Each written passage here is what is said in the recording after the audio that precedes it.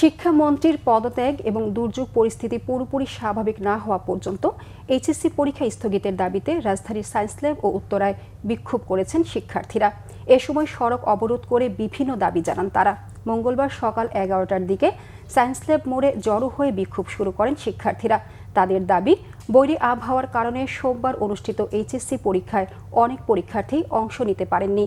তাই ওই দিনের পরীক্ষা পুনরায় নেয়ার পাশাপাশি প্রশ্নপত্র পুনর্বিবেচনারও দাবি জানান তারা।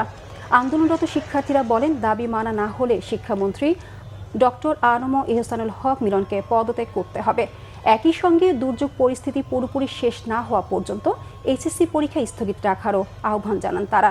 এক পর্যায়ে বিক্ষোভকারীরা সায়েন্স ল্যাব মোড় থেকে ঢাকা কলেজের সামনে গিয়ে অবস্থান নেন। পরে সেখানে কিছুক্ষণ অবস্থান করে সড়ক ছেড়ে দেন।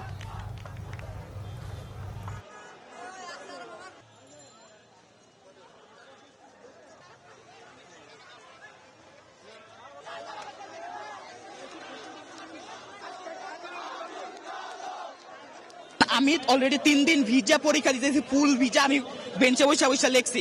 অনেক ছাত্র ছিল ওখানে, তারপর দিয়ে কারেন্ট চলে যেতেছে। সামাজিক যোগাযোগ মাধ্যমে কয়েকদিন কালকে একটা ভিডিও ভাইরাল হলো, শিক্ষামন্ত্রী আমাদের মতো ছাত্রদেরকে পোল্টি বলতেছে, এটা শিক্ষামন্ত্রীকে রাইট কে দিয়েছে।